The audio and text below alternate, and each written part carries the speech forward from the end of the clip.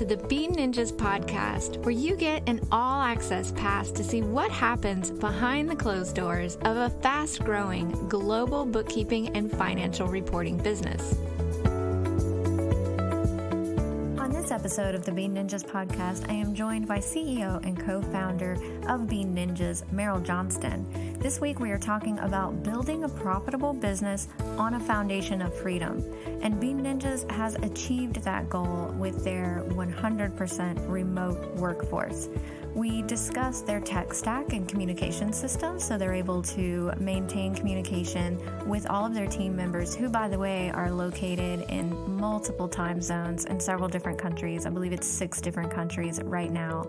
And we talk about their full cycle of sourcing, interviewing, and retaining that remote talent who are not just a culture fit, but they come on board with the skills needed to grow the company as fast as they have in just 3 years. So let's not waste any more time. Let's get right into the episode of the Bean Ninjas podcast.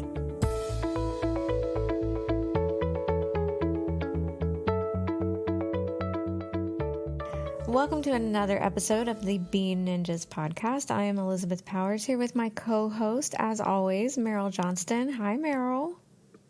Hey, Elizabeth. How you doing? I'm great. How are you doing?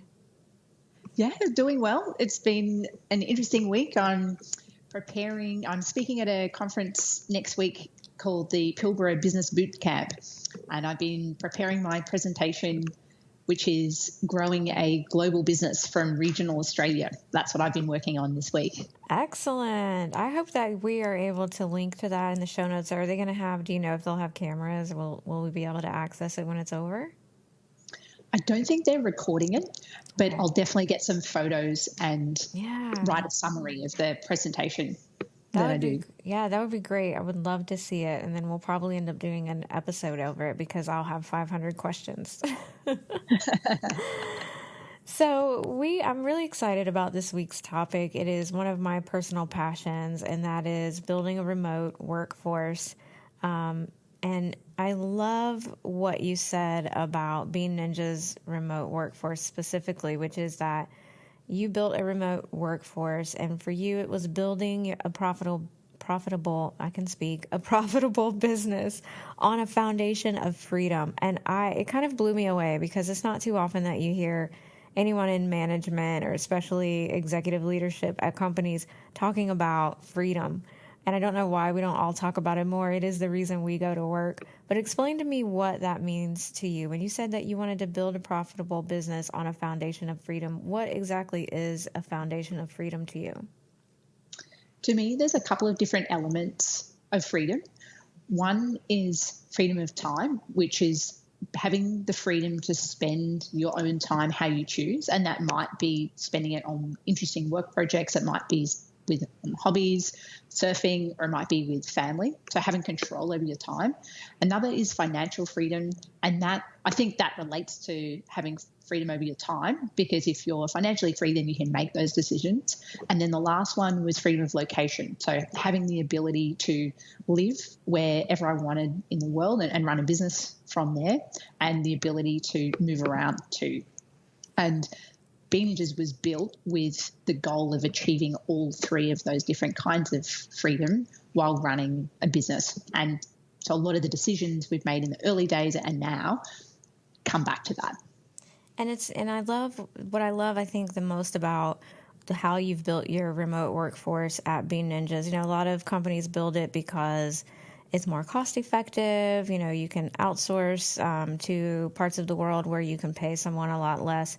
And for you, it wasn't about that. It really was about not just your freedom, but offering freedom to your teammates. So everyone that you hire or contract, you wanted to give them the same freedom and opportunities that you just mentioned. And I think that is a beautiful thing, and that is really what makes remote teams work. I think companies who try it and fail, it's because they want the same amount of control and they want the same amount of boxes for everyone to fit in. So they have a certain, very specific number of hours or time frame. You know, they want everyone to work 8 a.m. to 5 p.m. within a certain time zone, no matter where you're located.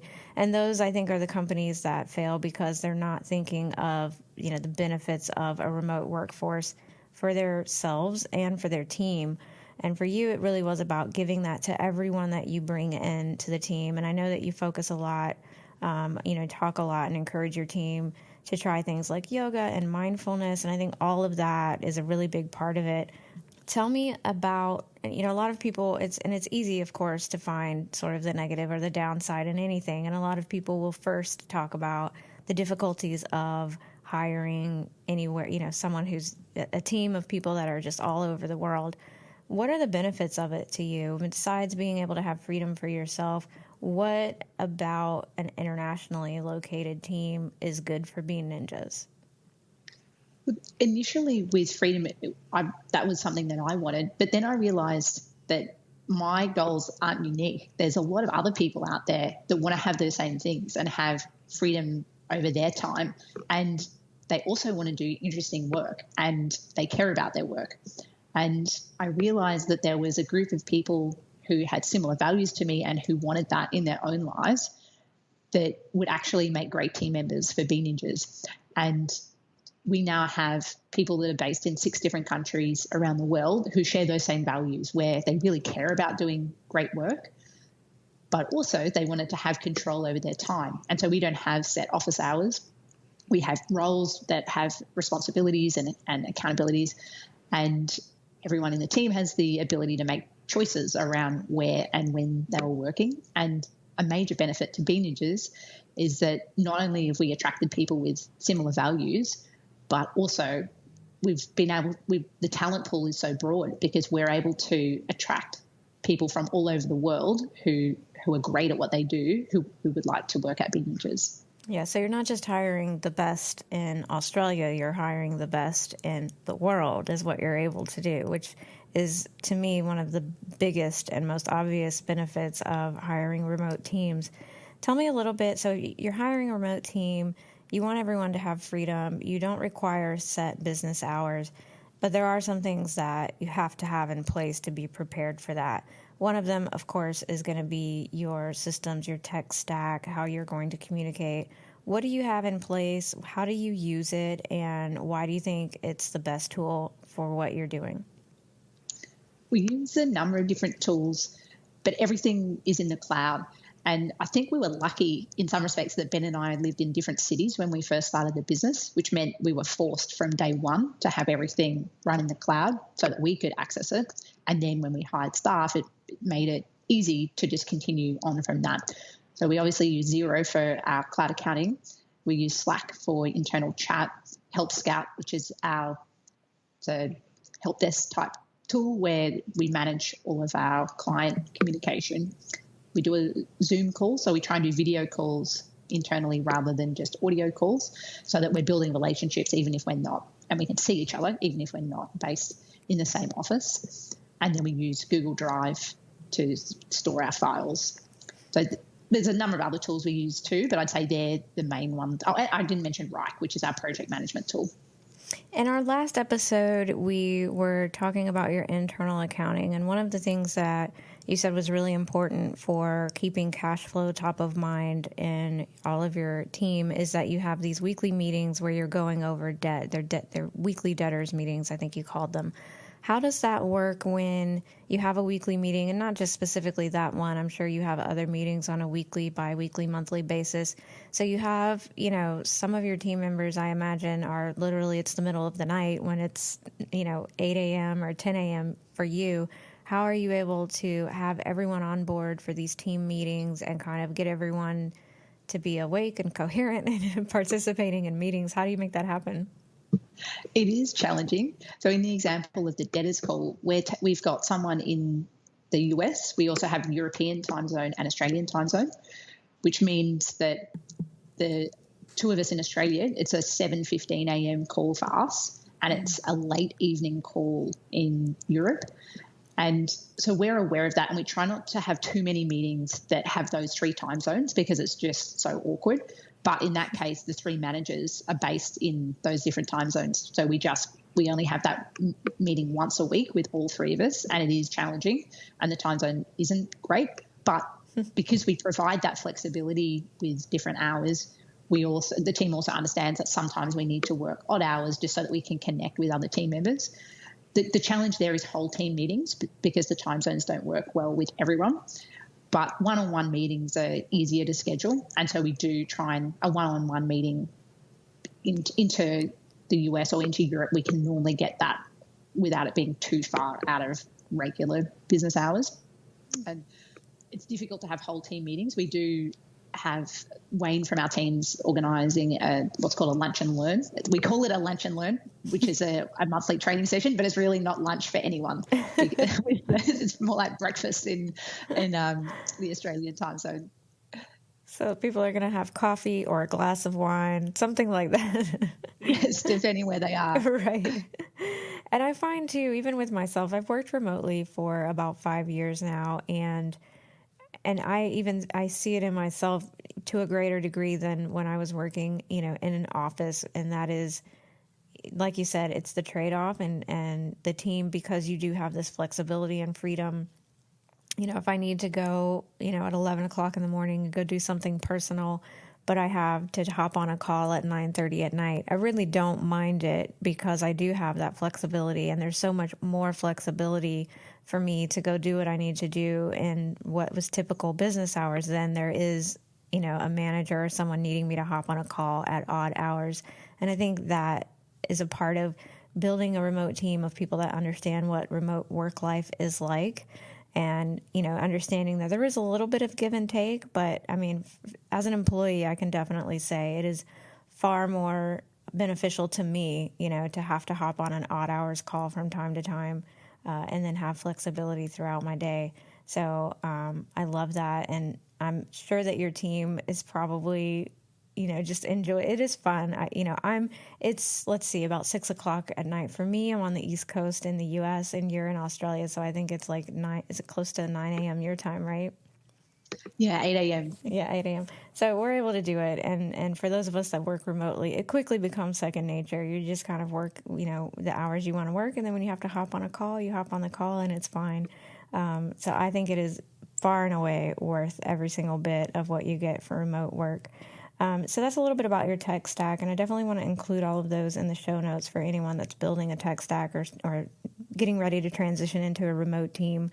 Those tools are the most common tools in my experience as well, and they all work really well, especially Slack and Zoom. They make it really easy and comfortable to communicate, and I find that I communicate far more often as a remote employee than I ever did in an office with my direct reports, so I love it. How are you? So we know that you're able to find talent because you're able to source people from literally anywhere in the world. But what is that process like for you? Are there specific websites that you're going to where you find more of these remote workers are gravitating and applying for positions? Is it word of mouth? Tell me a little bit about your hiring process. More recently, it has mainly been word of mouth and people reaching out to Bean Ninjas. And part of our content marketing strategy over the years has been not only to talk where there's audiences of people who could be potential clients, but in the past I've also done content and podcast interviews, magazine articles for audiences where they are accountants. And that's actually Michael, one of our team members, read about Bean Ninjas in Acuity, which is a chartered accounting magazine. And Wayne, another team member, heard about Bean Ninjas on the Jetpack Workflow podcast, which is pitched at accounting firm owners. And they've both been with the business for, say, almost a year or more than 12 months now. And that's how we found those team members. Other team members like Jane, for example, I had previously worked with her husband in an accounting firm about 10 years ago. So I think we've had a lot of success through either direct first degree connections, but also friends of friends of friends that have been recommended. And I find that is really, really common with, remote work. I find that it's kind of a culture all of its own. And so there's the people that get up and have to fight morning traffic and be in an office at 8 or 9 in the morning. And then there's those of us who are kind of this remote culture, and there are several different Slack channels based on, I'm mostly in marketing. So there's marketing channels that are dedicated for remote workers to kind of connect on there and talk about marketing and, remain kind of in the know. So there's this little subculture with remote work. And when I initially started looking for remote work myself, I found it really challenging to kind of get in the door because everybody wants to be a remote employee. But then once you've done it and you kind of have these connections, I find even now when I hire, it is almost always word of mouth. So it's just this culture of people. It's kind of like once you've done it, once you've worked remotely, it is so awesome. You will always put the word out when you're looking for something else, and there's always someone that has done it before that is looking to move into a new position. And word of mouth is a really strong way to get new hires within the remote workers sort of subculture that exists now. And it's a worldwide culture, which is awesome. I love it. I speak to people around the world every single day. And it's really cool. And it definitely helps me sharpen my skills, too, because, having the availability to see what are they doing in Australia that's working, what are they doing in Canada and Europe and all these other countries. And a lot of people are doing things that we're not doing yet in the U.S. And so I'm able to kind of be cutting edge with that and then also share what I'm doing that other people aren't doing in their part of the world yet. So you have someone come to you, word of mouth, recommendation through a friend. Tell me about your actual hiring process. What does it look like? Because I think a lot of, especially if you're a manager that has been in a traditional office and you conduct interviews face to face and you're able to kind of walk by and see what someone's working on during the day or, kind of see how they present themselves in an interview. Transitioning that to like video interviews and remote management can be challenging. What do you recommend from your processes that works best for making sure that the hires that you're bringing on, you're actually giving offer letters to people that turn out to be long-term, solid employees? What does your process look like, and how are you able to get closest to guarantee that it's a great hire? There's an interesting one, and our hiring process has changed over the years. I hadn't done a whole lot of hiring before Bean Ninjas, and so I read a lot of books and blog posts about the topic and also talked with different people. And some of the advice I had was to have a really long interview process, so a series of different interviews and psychometric tests and before a job offer. But I've worked out something that works for me. I don't know if it would work for other people, but I prefer to actually do less of that and then just see what kind of work people can do. And so our hiring process is less about, so yes, we do have, especially if we're hiring an accountant, then we have an interview process, and we also do a job skills test to see what their zero and accounting theoretical skills are like. But then the next step for me, instead of just hiring the best candidate, is then to have people work on small projects, which even if they have a full-time job, they can still do that because we're a remote business. And there I like to see over a period of time whether people can execute on different work projects and be accountable, see what their communication is like, see what questions they ask, and see whether they can, over a longer period of time, commit to deadlines. And actually a number of team members now started off doing small projects for Bean Ninjas and then really proved themselves, and that's grown into larger roles. And I actually prefer it that way. I'd prefer to spend less time interviewing and more time just seeing what it's like to actually work with someone. And then if that goes well, then offer a larger position. And I realize that's hard to do with full-time work if someone has a full-time position and you're looking to switch them over to a full-time position. But I think you can learn a lot more by what someone does rather than what they say in an interview. Absolutely. And anything really in any part of life. How do you feel about, and what is your approach to, let's say you get a reference, someone says, hey, I recommend this person. They're great. She's really smart. She knows what she's doing with this, but she doesn't do everything that you would need. Do you feel like remote hiring or hiring remote employees, do you feel like there's less of an opportunity to take someone who's, great work ethic, really smart, but could be trained? Do you find training is harder to do? Is it harder to bring someone up to speed on what you need, or do you find that it's about the same?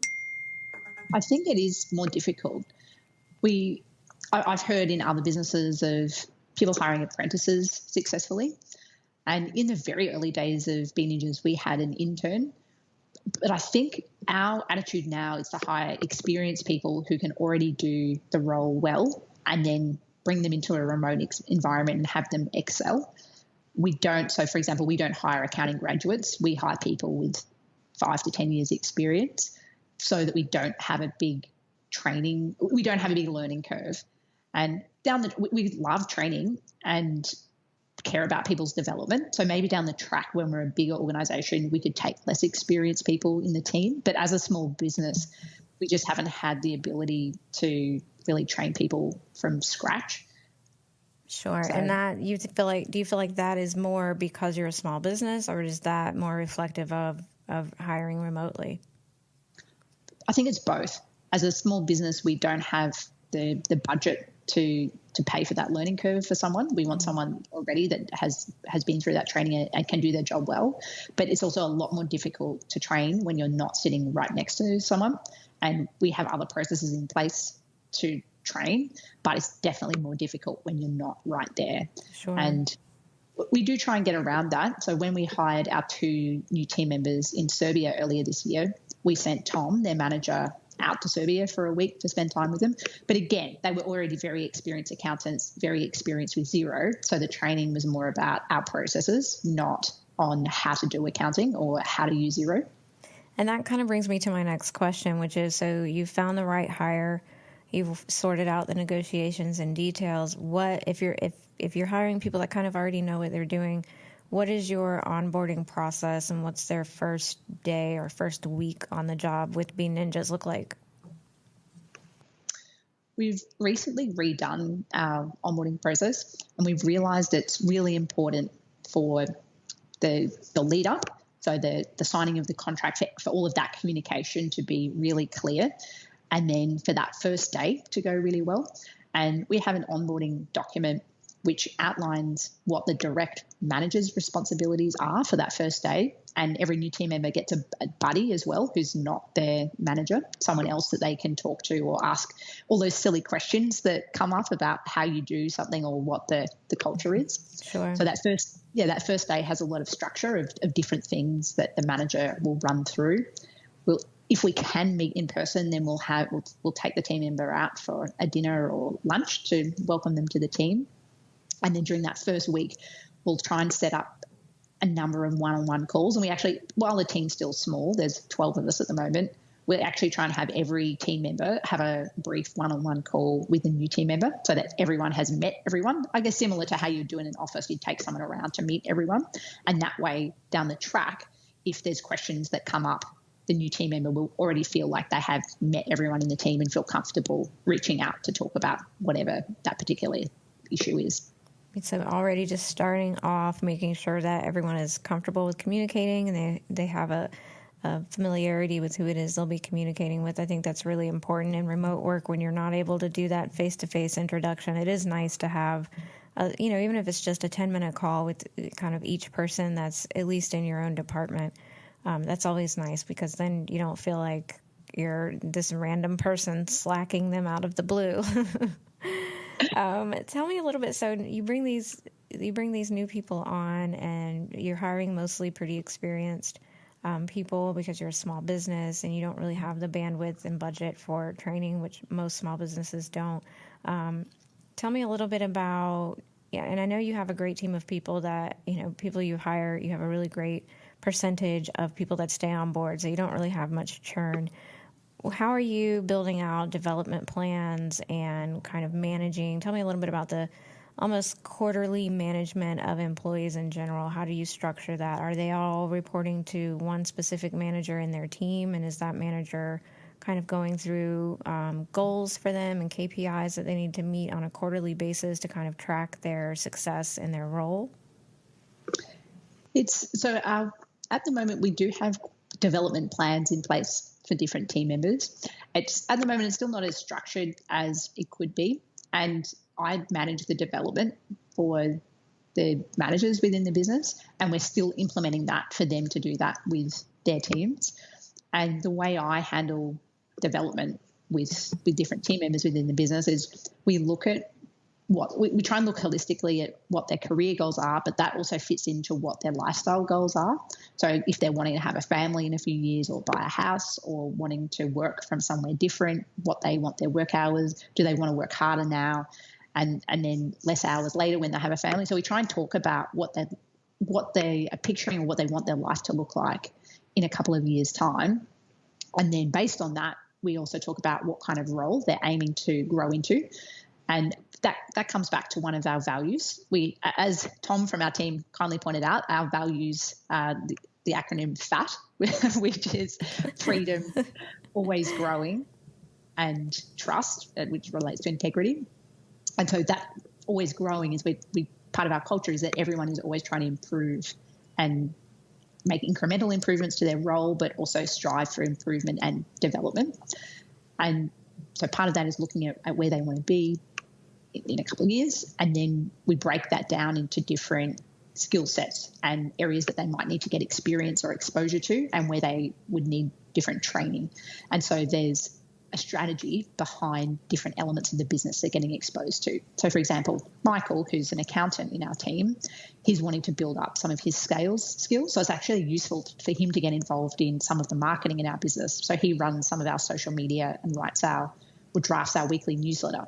And that's completely different skill set to accounting, but that helps him to put himself in the shoes of our customer and also think about how to get engagement and what's interesting and what kind of topics and how to communicate our services, which will help him build his sales skills. So that's one example of how we give someone in the business exposure to a different area to build their skills, as long as it ties in with the longer term strategy of what they're trying to achieve.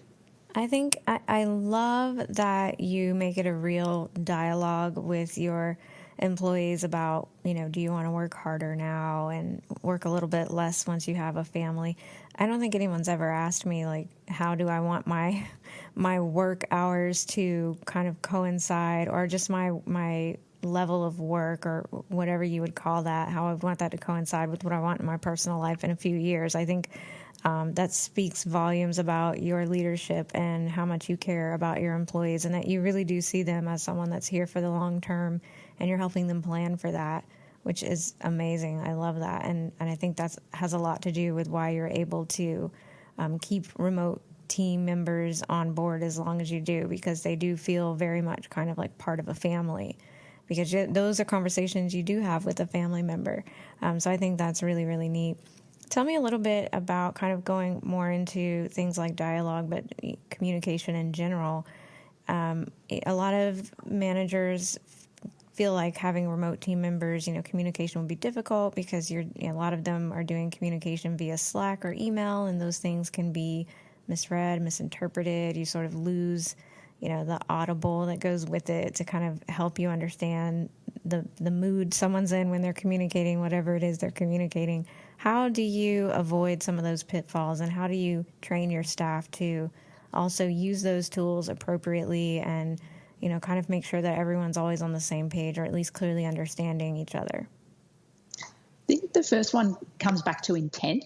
So everyone in the team is very positive, and we know that even if someone's being direct in Slack and you can't tell the emotion that someone's using, everyone in the team is positive and really supportive of each other. So even if it looks like it's worded in a short way, it's probably not that they're annoyed. That's just how they've written it. And because everyone has that understanding that everyone else in the team is positive and supportive, and we have constructive criticism, but no one's into blaming someone else for something that's gone wrong. We're just looking at how we can improve and find solutions. And I think that, first of all, is important, that everyone understands that and will choose to not take offense to anything, because that would never be the intent, because everyone knows that our team has that positive, supportive kind of mindset. The other is being careful with how we communicate, and I encourage precise communication.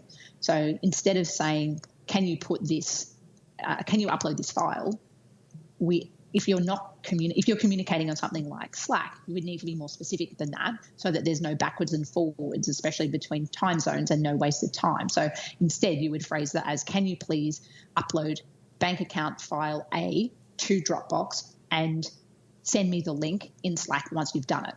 And that way there's no backwards and forwards. You can check whether the result that you wanted was achieved and whether the person that you're communicating with understood your request, and then check that it's happened. And so it's really important that everyone communicates in that precise way. And that comes down to the way we communicate with clients too, because we're communicating predominantly via email. When we're writing an email, let's think about would they have any questions about the email that we've written. Let's try and answer those questions in this email so we don't have 3 emails going backwards and forwards and it takes a week to get the answer that we want. Think about how someone else would interpret this, and then let's communicate very specifically and clearly so that we can avoid that backwards and forwards. That probably is my new favorite piece of advice, is to be precise. And specifically when you use that example about, because you may be slacking someone that it's currently midnight and they're in bed and they're not going to see it until tomorrow when it's midnight your time. And so there can be, especially with international remote teams, there can be, if there is not very precise communication with clear direction, there can be a lot of time spent on something that would have been simple. And I think that is so key and so important. And I don't hear too many people, I don't know that I've ever heard anyone kind of marry those two, the precise communication being the thing that saves you wasted time when you're dealing with people in different time zones. So I think that's probably my favorite thing from the episode today, and I'm going to take that and use it. I have clients that are worldwide as well, and there have been times when I think, oh my gosh, if we were just in the same time zone, I could pick up the phone and explain to them what I'm asking. And I tend to be, shocker, voluminous with my words, so I think being precise with written communication will make a big difference for me. So I'm actually really excited to implement that in my own daily Slack and email use. Do you have any sort of last-minute advice for someone that's either transitioning to a remote position or considering beginning to hire remote workforce team members? What is your sort of closing advice, or do you have any books or blogs that you recommend that they look at? I think actually it's hard to narrow it down into just a couple of closing remarks, but if there was one point for employers that are looking to hire remote staff, one word would be trust. You have to have trust in your remote employees. Yes, you need accountability checks too, but you need to be comfortable not walking past them or not checking up that they're working 8 to 5. So the work needs to be structured so that there's deliverables, and then you can check on the deliverables, not the hours that someone is working. And you need to hire the kind of people that you do have that trust in, and then demonstrate that trust with your team. And for remote workers, I think it's really important to have structure to your day, and it doesn't need to be the same structure as what you were doing in a 9-to-5 job, but I would still recommend getting up at the same time, having a morning routine, doing exercise whenever you prefer to do that, having set work hours and having a finish time so that you shut the laptop and then that's it. You've worked for the day and now you can enjoy the evening, because otherwise it's very easy to spend the whole time thinking about work. So I think it's important to have work boundaries as a remote worker. And I'll share some links. I've got a whole lot of different resources around remote work, so I will put together some links where we can share those in the show notes. Excellent. Meryl, another really, really fun and exciting episode. Like I said, this is something that I'm really passionate about. I think there's so many benefits, and I'd like to, in the future, bring on some of the other Bean Ninjas team members and talk with them about their experience. I know you've had some of the people that you mentioned earlier in the episode. I think Wayne is one of them who left sort of a more traditional office position and became a remote team member. So I think in the future we'll bring some of those folks on and get their perspective on what it's been like for them, and they can also give advice to some of our Bean Ninjas super fans that are listening. But thank you so much for the episode. Congratulations again on moving into your new house, and I can't wait to hear how everything went with the event that you're speaking at here soon. And next episode, we will come back again with some more really valuable information. But until then, everybody have a great day. Thank you, Meryl. Thanks. All right, bye. Head on over over to the Bean Ninjas blog at beanninjas.com/blog to learn more from Meryl and her team. This week's show notes include a link to Meryl's very own breakdown of the tech stack that she relies on for her remote team. And as always, you can tweet to us at Bean Ninjas and let us know what topics you want us to cover in future episodes of the Bean Ninjas podcast. Thanks again, everyone. We'll see you right back here next week.